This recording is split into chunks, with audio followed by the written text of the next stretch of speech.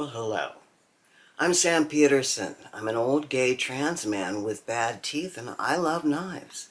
And I'm the author of 2 books, Trunky Transgender Junkie and Sugar, a memoir of craving.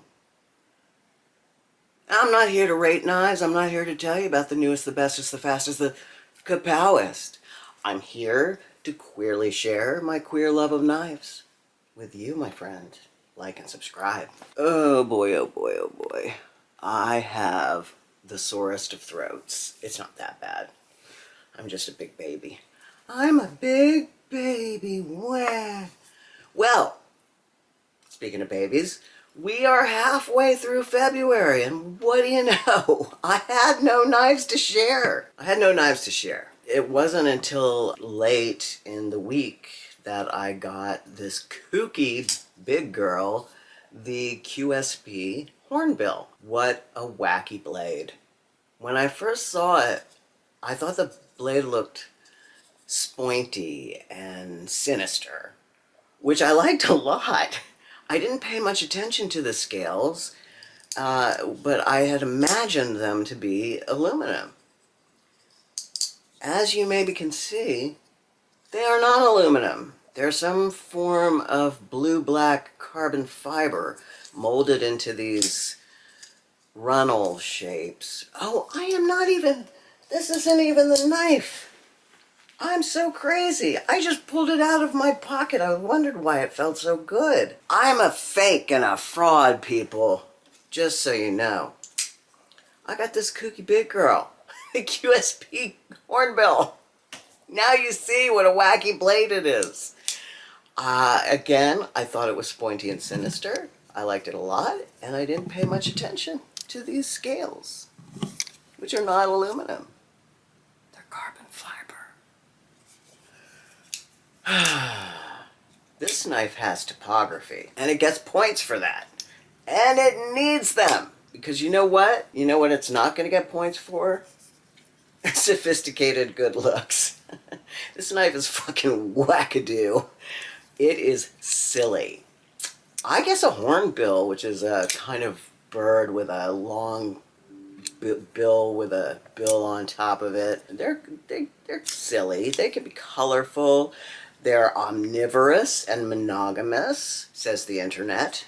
Good for them. They are the Simpsons of birds. I have a sore throat. I already said it is extremely unpleasant, but mostly I'm very tired.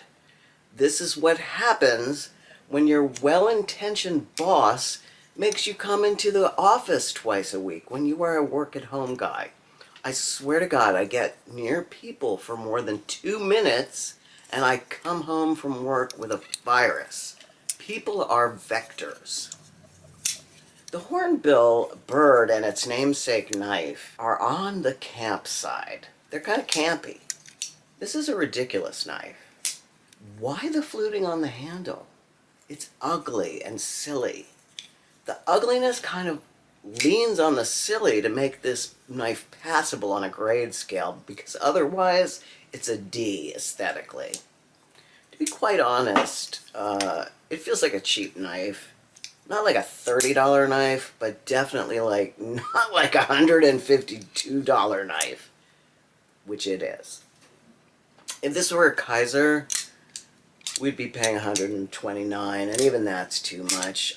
It's S35VN, the most ubiquitous folder steel in the mid to high level steel business. I'm frankly tired of seeing it. I know it's supposed to be really great. The iconic Chris Reeves invented it. It has a reputation of being some of the best steel you can put between scales in terms of its toughness, its sharp ability, its edge, whatever. I'm sure it's a very lovely, lovely metal. I'm just bored with it. It's on everything that's over $100. This knife should absolutely not cost $152. I'd rather see it in my Carta or G10 for less. The carbon fiber is nearly meaningless on this knife as far as I'm concerned. It's fugly. I would like to see a 3/4 size aluminum or titanium version in some other steel. That would make this knife work for me. It's too bulky and gawky. Bulky and gawky. I really wanted to like it because I do love this blade shape. And the handle's quite comfortable. You know, if you're into this and you have a solidly medium sized hand, this may be the knife for you. It's not the knife for me. Now, I know this is against my own rule, but as you may have guessed from the first section of this shameless video, I repurchased the Kershaw Iridium in carbon fiber, which is no small thing. This knife is expensive, to quote Ricky Ricardo. Side note, I think a lot of people fantasize about returning to the 50s, a lot of white people, because there's so much kinky shenanigans afoot. Tight girdles, pointy bras, high heels, husbands spank their wives with impunity. It sounds like a good time for gender play if you keep out all the racism and stuff. Jesus. This fucking knife is so good. It's so good. It is the lightest, most elegantly fluid blade I have ever held. I typically do not enjoy light, slender, thin blades, but this one feels like a rapier must have felt in the hands of a 14th century street brawler. I have been perusing Blade Binge a lot, which, you know, obviously I do. I sell a ton of stuff on there, FYI. And this is what I'll say about that. Knives are worth whatever people will pay for them. I was willing to pay a lot for this knife. Not full price, but a lot. I saw a beautiful giant mouse atelier in black on black, micarta, and a black blade, and it was a small batch run. It was really stunning, and I thought I might buy it, but $285. It might be what that knife is worth, but it's not worth that to me. This makes knives extremely contextual and subjective.